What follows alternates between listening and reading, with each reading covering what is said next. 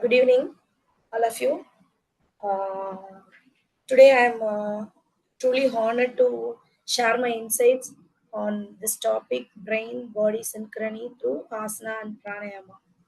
Actually, it is ancient. This yoga is ancient in practice and modern in relevance.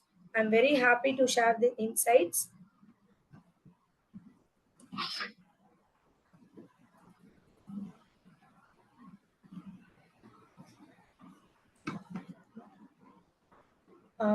There is a yogic view for this. It is a multi-dimensional unity because it happens in two ways, like from the body to the brain and brain to the body. The tools which we use for this is asana pranayama for integrating this. The tools act as top to bottom process and bottom to top process.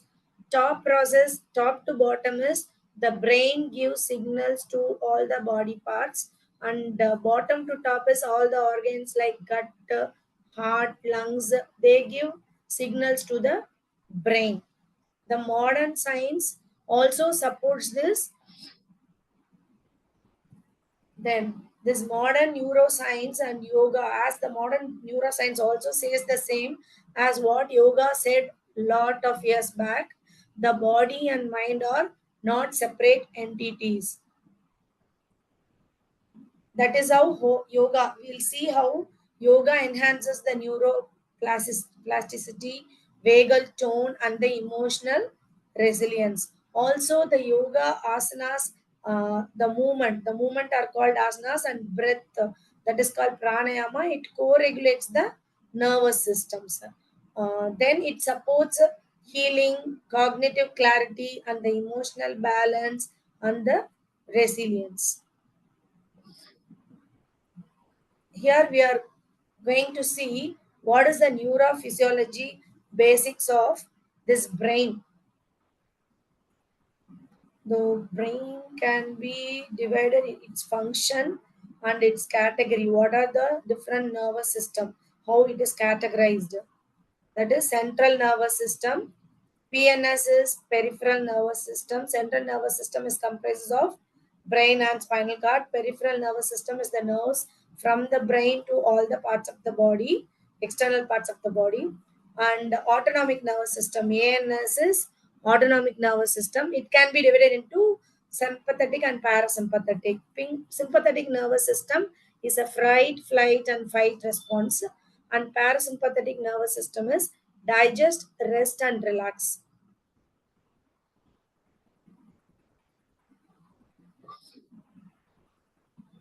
Next, let us see what is vagus nerve and how it is functioning and how it is helpful for this brain body synchrony. Vagus nerve is a remarkable nerve.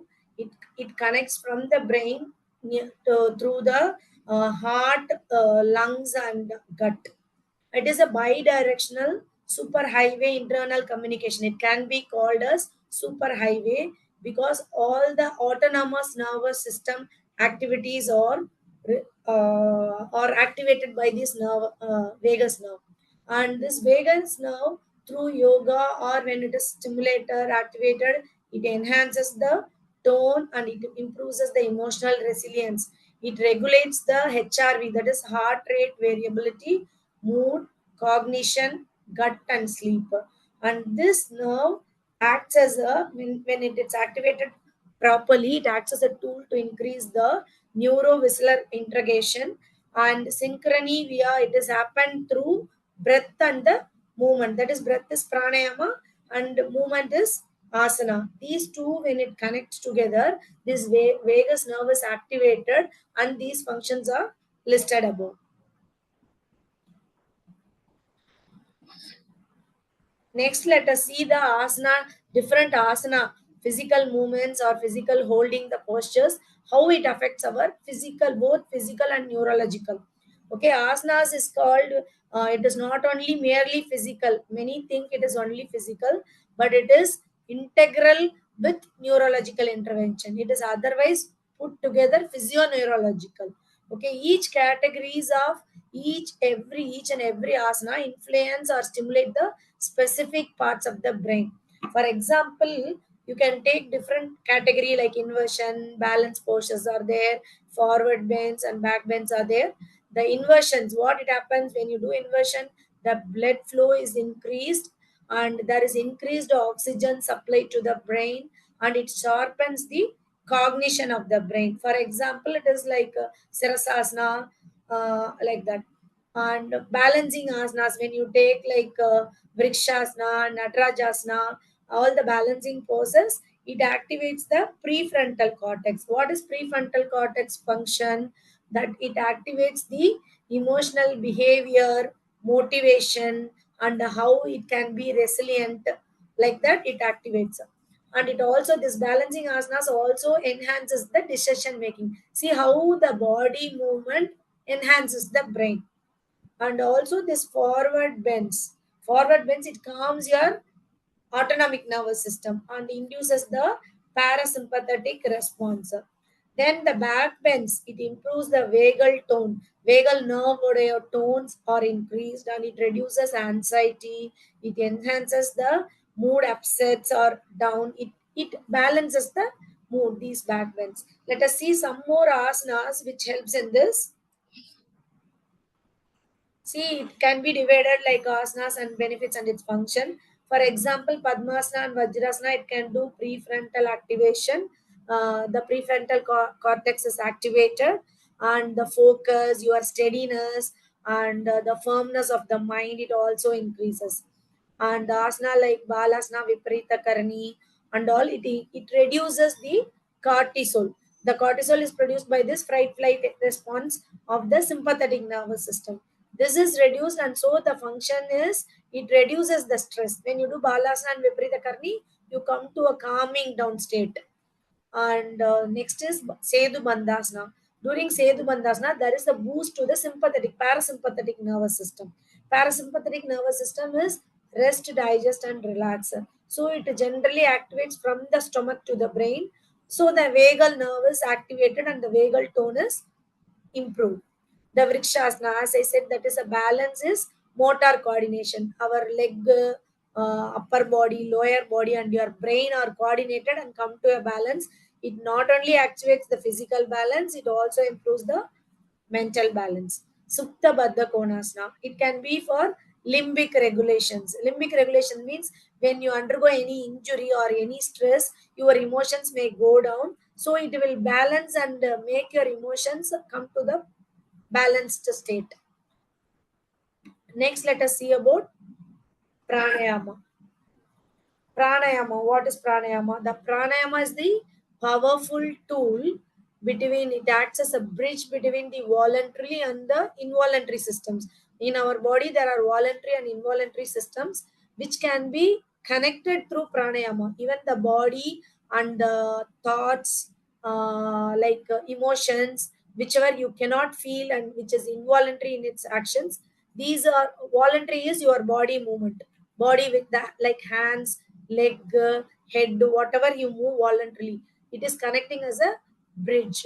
And also this pranayama, it acts as a very important tool in connecting the body and the brain and making the synchrony for the connection. And also in ancient times and even now, it has been found that it can be a possible, pranayama can be a possible treatment for stress and psychological disorders, even depression people, and everybody can benefit from the pranayama effects. And it can be brain, it acts on your brain and hormones and make it calm. Some pranayama and its benefit I can just list out is Bastrika. When you do Bastrika, your oxygen inhalation and exhalation expulsion is more, so that it improves the brain supply of purest oxygen. Next is Nadi Shodhana or Nadi Shuddhi. It also improves, it balances the both hemispheres of the brain, and it increases the BDNF. What is this BDNF? Brain derived neurotropic factor. It is a protein which helps in resilience. Once again, emotional trauma or anything, if you get, we have to come to the normal state again. That you can bring about by Nadi Shodhan Pranayama. Then Chandra Bedana. Chandra Bedana, we call it this pranayama. It calms your nervous system. What is autonomic nervous system? When it is calming down the autonomic nervous system, it also calms the your blood circulation and everything, and it's very very supportive for high BP. And Brahmari is honeybee pranayam, it is called. It calms down the amygdala and activates your brain intrinsic patterns inside. So that this nitric oxide is produced through Brahmari, which is very, very helpful for people who is prone to heart problems. Then Kapalpati. Kapalpati pranayam, it activates the prefrontal cortex, and also it enhances the mood, and it stimulates and alert your brain, and alert when you are in a lazy state, it alerts you. We can see some more the pranayama here for what are the benefits and how it synchronizes. For example, it increases the oxygen supply and it stabilizes the ANS. ANS is autonomic nervous system, and it aligns the rhythm of the breath and the thought. When the ANS is calm, this autonomic system and parasympathetic nervous system, it is made calm.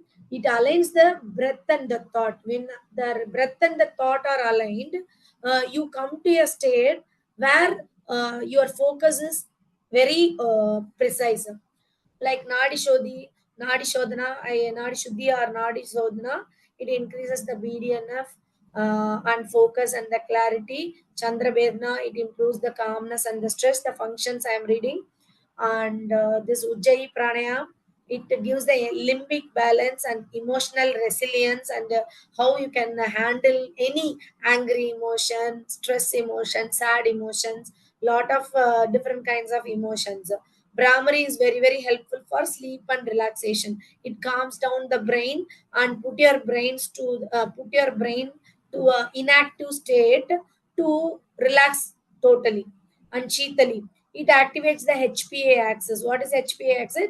Hypothalamus pituitary adrenal axis, so that this adrenal cortisol production is connected with this pituitary, and the hypothalamus are all connected, and the irregularity of this is the creation of the cortisol is the stress hormone, which is leading to all the other diseases. So through Shitali, HPA axis is balanced, and it also balances the other hormones.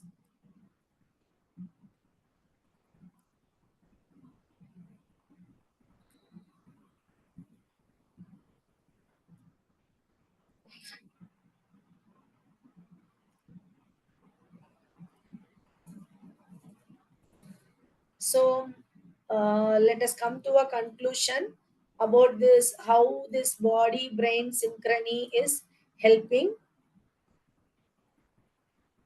how this asana and the coordination and the combination of the asana and the pranayama, it is called the gateways to our inner harmony, intelligence, and inner calibration, and neural fine tuning. It also regulates the nervous system. It boosts the cognition, emotional resilience, awareness, balancing the brain, two hemispheres of the brain, and it regulates by regulation of the breath.